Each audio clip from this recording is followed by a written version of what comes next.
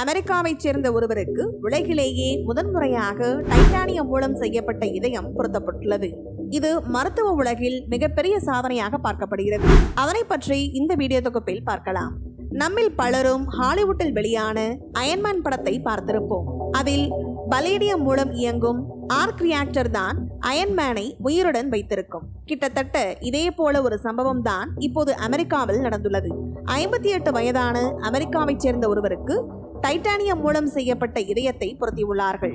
இதன் மூலம் உலகிலேயே முதன்முறையாக டைட்டானியம் மூலம் செய்யப்பட்ட செயற்கை இதயத்தை பெற்ற நபர் என்ற சாதனையை அவர் படைத்துள்ளார்.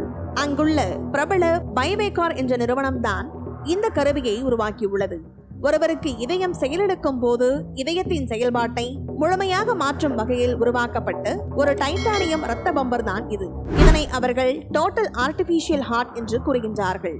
இது மனிதர்களின் இதயத்திலிருந்து சற்றே மாறுபட்டதாக இருக்கிறது. அதே நேரம் மனிதர்களுக்கு செயற்கை இதயம் உருவாக்கும் முதல் முயற்சி இது என்று கூற முடியாது. ஏற்கனவே பல நிறுவனங்கள் அதுபோல செயற்கையான முறையில் இதயத்தை உருவாக்க முயன்றுள்ளார்கள். இருப்பினும் அவை பெரிய அளவில் வெற்றி பெறவில்லை. அந்த கருவிகளில் இருந்து இவர்கள் உருவாக்கிய கருவி சற்றே மாறுபட்டதாக உள்ளது.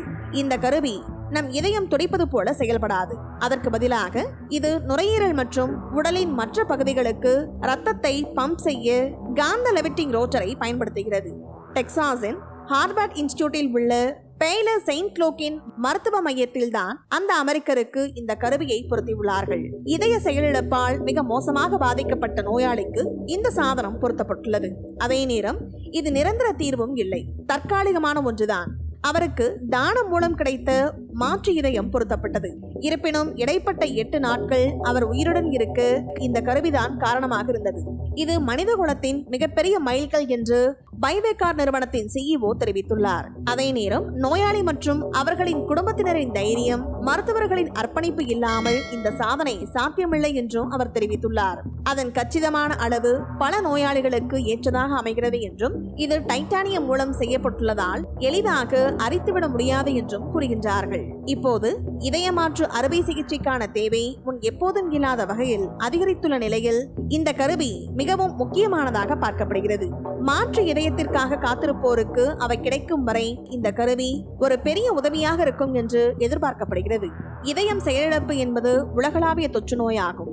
இது உலகளவில் குறைந்தது 26 மில்லியன் மக்களை பாதிக்கிறது.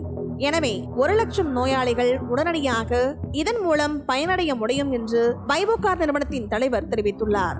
இந்த வீடியோ பத்தின உங்களோட கருத்துக்களை கீழே கமெண்ட் பாக்ஸ்ல மென்ஷன் பண்ணுங்க. கீழே இருக்க ரெட் கலர் சப்ஸ்கிரைப் பட்டனை கிளிக் பண்ணி எங்க சேனலை சப்ஸ்கிரைப் பண்ணுங்க. அண்ட் பக்கத்துல இருக்க பெல் ஐகானை கிளிக் பண்ணீங்க அப்படின்னா எங்களோட நோட்டிபிகேஷன் உங்களுக்கு உடனுக்குடன் வரும். தேங்க்யூ.